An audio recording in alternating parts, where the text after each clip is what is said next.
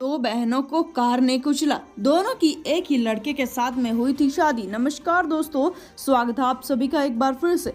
बेहद ही हैरान कर देने वाला, चौंका देने वाला मामला निकलकर सामने आ रहा है। थाना क्षेत्र के गांव छोटी फुफई की रहने वाली दो बहनें, जिसमें एक का नाम तारा देवी, एक का नाम श्यामा देवी बताया जा रही है। दोनों बहनों का जो पति था उसका नाम भोलानाथ बताया जा रहा है। उसकी तबीयत कुछ ठीक नहीं रहा करती थी, इस वजह से उसे डॉक्टर के पास में बार बार लेकर जाना पड़ता था। इस बार दोनों बहनें फैसला करती हैं कि अपने पति के लिए वह खुद ही दवा लेकर आएंगी। शहर जाने के लिए वह ऑटो लेकर जाती हैं और आते समय भी वह ऑटो में बैठकर ही गांव के लिए रवाना हो गई थी। गांव के सामने की बात है, ऑटो उन्हें उतार देती है और वह हाईवे को पार कर रही थी। तभी इटावा की ओर से आ रही तेज रफ्तार कार ने दोनों को रौंद दिया, दोनों को कुचल दिया। मौके वारदात पर भीड़ जमा हो गई। चालक मौके वारदात से फरार हो गया।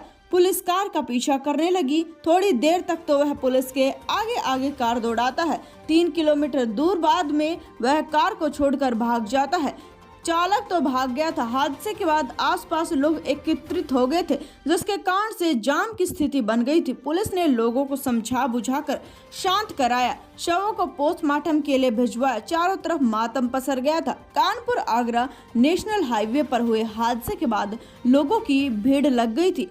इससे कानपुर की ओर से जाने वाली लेन पर यातायात बंदित हो गया था। सूचना पर पहुंची पुलिस ने भीड़ हटवाकर शव उठवाया, तब जाकर करीब आधे घंटे तक यातायात सुचारू हो सका। क्षेत्र के गांव छोटी फुफही के पास में हुए हादसे के बाद में अफरा तफरी का माहौल था। बड़ी संख्या में एकत्रित हो गए थे। इसमें कानपुर जाने वाले लेन पर वाहनों का आवागमन प्रभावित हुआ था। इसके बाद वाहनों की लंबी कतार लग गई थी।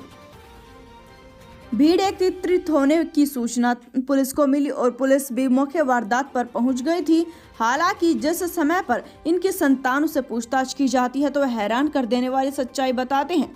मृतका श्यामा के पुत्र जयप्रकाश ने बताया कि मेरी मौसी तारा देवी की कोई संतान नहीं थी। इसी कारण मेरी मौसी ने पिता की दूसरी शादी मेरी मां श्यामा देवी के साथ में कराई थी। वह 2 भाई एवं 1 बहनें थी। बड़े भाई की कुछ साल पहले सड़क हादसे में मौत हो गई थी। उससे पहले पिता की मौत हो चुकी थी, बहन की शादी हो चुकी थी। अब पूरे घर परिवार में मातम का माहौल है। इस वारदात के बारे में आपकी क्या राय है, कमेंट सेक्शन में जरूर बताएं। हम आपसे मिलेंगे।